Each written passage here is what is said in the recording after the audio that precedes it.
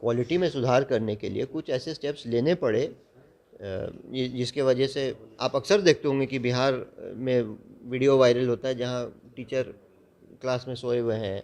देखिए ये डोमिसाइल वाला जो मुद्दा है इसको भी एक विवाद में डाला जा रहा है। ये डोमिसाइल वाला जो है इसको आप सही जानकारी ले लीजिए। ये 1,77,000 नौकरियां होंगी तो उसमें हमको लगता है 5,000 4,000 लोग ये डोमिसाइल वाले मतलब बाहर से लिए जाएंगे। तो ये कौन इतना बड़ा बात है? अगर आपको लगता है, सवाल ये है, आपको लगता है कि बिहार में फिजिक्स, केमिस्ट्री, मैथ और इंग्लिश के टैलेंट की कमी है? आपको ऐसा लगता है, जबकि बड़े बड़े संस्थानों में बिहार का बोलबाला लोग देख रहे हैं, सुन रहे हैं? ज़रूर उसमें कोई कमी होगी तभी ये मजबूरन ये स्टेप लेना पड़ रहा है कि बाहर से फिर। और ये बहुत कम परसेंटेज 5% या 4% ऐसे लोग होंगे जो बाहर से आकर के इसको पूरा करें। नमस्कार, आप देख रहे हैं लाइव बिहार। मैं हूं आपके साथ असलम अब्बास। बिहार सरकार महागठबंधन की सरकार, हमारे साथ महागठबंधन के ही अहम जो कि डिप्टी सीएम की पोस्ट संभाल रहे उस पार्टी से हैं, राजद से। यानी कि इनका परिचय अगर हम आपको कराएं तो सिमरी बख्तियारपुर के विधायक हैं, यूसुफ सलाहुद्दीन नाम है। लेकिन जिस तरीके से बीजेपी पर नीतीश कुमार की पुलिस लाठी बरसाई है, शिक्षक की बात हो या फिर रोजगार नौकरी की बात हो, आशा कार्यकर्ता, आंगनबाड़ी कार्यकर्ता, तमाम सवाल हैं और रोजगार है, महागठबंधन की सरकार है। तो हम इनसे आज जानेंगे और आप तक पहुंचाएंगे। सबसे पहले यूसुफ साहब, तो आपका स्वागत है। बहुत बहुत धन्यवाद। आप सरकार में आ गए हैं। चुनाव 2020 में नौकरी दे रहे थे 10 लाख, पहली कैबिनेट की बैठक से तेजस्वी यादव घोषणा कर रहे थे। अब सरकार में आए हैं, आप लाठी दे रहे हैं आशा कार्यकर्ता, महिला हो, इस शिक्षक की बात हो या फिर जिसकी भी बात कर लीजिए। देखिए हम लोग का जो वादा है 10 लाख सरकारी नौकरी देने का, उस पर हम लोग अडिग हैं और उस रास्ते पर हम लोग चल रहे हैं। लगभग 3 लाख सरकारी नौकरी आप देख रहे होंगे। जैसे अभी 1,77,000 जो ये शिक्षा विभाग में नौकरी निकाला गया है वो है। उसके पहले भी लगातार हर कैबिनेट की बैठक के बाद नियुक्ति पत्र बांटे जा रहे थे। तो हम लोग तो उस अपने वादे को पूरा कर ही रहे हैं। अब इसमें क्योंकि शिक्षा का जो स्तर है बिहार में उस क्वालिटी का नहीं है, तो क्वालिटी शिक्षा का गुणवत्ता बढ़ाने के लिए क्वालिटी पे एक सवाल आ गया। आपके शिक्षा मंत्री बोले कि मेरे यहाँ टैलेंट नहीं है, इसलिए हम डिमिसाइल की बात बोल रहे हैं। पहले अपनी पूरी बात कह लेने दीजिए। तो उसको क्वालिटी में सुधार करने के लिए कुछ ऐसे स्टेप्स लेने पड़े जिसके वजह से आप अक्सर देखते होंगे कि बिहार में वीडियो वायरल होता है जहां टीचर क्लास में सोए हुए हैं, संडे मंडे का स्पेलिंग नहीं आता है, अक्सर ऐसा आता है। तो उसके गुणवत्ता को बढ़ाने के लिए कुछ स्टेप्स लेना आवश्यक था, इसलिए। और बीजेपी जो है इसमें बेकार का मुद्दा ढूंढ रही है जहां कोई मुद्दा ही नहीं है। हम लोग तो अपने वादा को पूरा ही कर रहे हैं।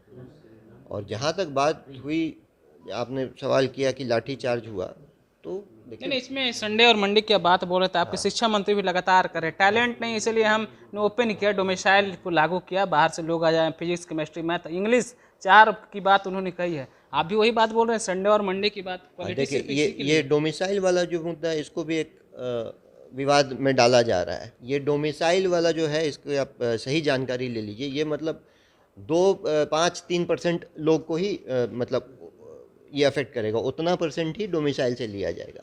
अब जैसे फिजिक्स में, मैथमेटिक्स में जहाँ जहाँ कमी है, तो जैसे मान लीजिए 1,77,000 नौकरियाँ होंगी तो उसमें हमको लगता है 5,000 4,000 लोग ये डोमिसाइल वाले मतलब बाहर से लिए जाएंगे। तो ये कौन इतना बड़ा बात है? अगर और प्राथमिकता इसमें बिहारियों को ही दिया जाएगा। अगर वो कोटा नहीं पूरा हो रहा है यहाँ से, अगर उस क्वालिटी के टीचर्स नहीं आ रहे हैं, तो हमको नहीं लगता इसमें कोई बुराई है कि एक दूसरे स्टेट से अगर कुछ एक बहुत छोटा परसेंटेज अगर ले लिया जाए तो इसमें कोई बुराई नहीं है। आपको लगता है, सवाल ये है, आपको लगता है कि बिहार में फिजिक्स, केमिस्ट्री, मैथ और इंग्लिश के टैलेंट की कमी है? आपको ऐसा लगता है, जबकि बड़े बड़े संस्थानों में बिहार का बोलबाला लोग देख रहे हैं, सुन रहे हैं? ये तो कुछ कमी रहा होगा, कुछ कमी ज़रूर होगा, तभी तो ये निर्णय लेना पड़ा। नहीं तो हम लोग क्यों चाहेंगे कि भाई हम लोग का प्राथमिकता है हम लोग कि पहले बिहारियों को नौकरी दी जाए। हमें मतलब ज़रूर उसमें कोई कमी होगी तभी ये मजबूरन ये स्टेप लेना पड़ रहा है कि बाहर से फिर। और ये बहुत कम परसेंटेज 5% या 4% ऐसे लोग होंगे जो बाहर से आकर के इसको पूरा करें। आपके डिप्टी सीएम भी युवा हैं, आप भी युवा हैं, पहली बार आप चुन कर आए हैं। युवाओं को लेकर जिस तरीके से माहौल बनाया जाए, खास तरफ बीजेपी की तरफ से कहा जा रहा है कि सरकार नौकरी और रोजगार की बात तो की थी, वादा भी था, अब आने के बाद सारे वादे भूल गए, झूठा है। कहाँ झूठा वादा? वही तो हम आपको बता रहे थे कि लगभग 3 लाख, 10 में से 3 लाख नौकरी हम लोग देने का काम किए हैं, और अभी हम लोग को 1 साल पूरा भी नहीं हुआ है। तो हम लोग तो सरकार में आने के बाद से हमारी तो ये पहली प्राथमिकता है, नौकरी पे ही हमारे नेता बात करते हैं। और बीजेपी क्या बोलेगी? उनका क्या इतिहास रहा है नौकरी देने का?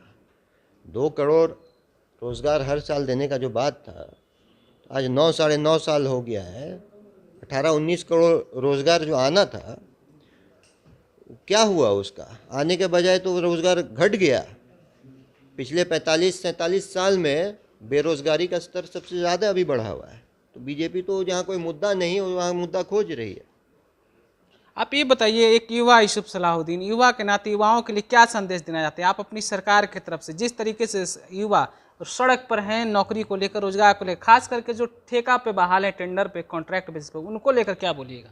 देखिए, मीडिया एक माहौल बना रही, कहाँ युवा आप बोल रहे हैं कि एकदम सड़कों पर है। युवा तो बहुत खुश है, युवा में बहुत पॉपुलर है हमारे नेता, और युवा पीढ़ी के लिए ही हम लोग काम कर रहे हैं। जो नौकरी वाला जो हमारा मुद्दा है, कौन सी ऐसी सरकार है, किसी भी आप देखिए ना पूरे हिंदुस्तान में उठाकर, जो इतने कम समय में अपने इस वादा को पूरा किया है। नौकरी हम लोग 10 लाख में से लगभग 3 लाख नौकरी अब पूरा होने वाला है। तो हम लोग उसी ट्रैक पर हैं, हम लोग ट्रैक से कहाँ हटे हैं। बिल्कुल। तो यूसुफ सलाहुद्दीन को आप सुन रहे थे अभी, किस तरीके से युवा के बारे में बोल रहे थे, नौकरी रोजगार के बारे में बोल रहे थे। इनका कहना है इनके नेता यानी तेजस्वी यादव लगातार इस पर काम कर रहे हैं, लेकिन सवाल वही है, क्या सचमुच में तेजस्वी यादव अपने चुनावी वादे को याद रख पाए हैं या सचमुच में भूल गए हैं? तमाम सवाल को लेकर आप अपनी राय क्या रखते हैं, कमेंट करके हमें जरूर पहुंचाइएगा। दूसरी खबर के लिए बने रही लाइव बिहार के साथ। आपका बहुत बहुत शुक्रिया। लाइव बिहार यूट्यूब पर सब्सक्राइब और फेसबुक पर लाइक जरूर करें।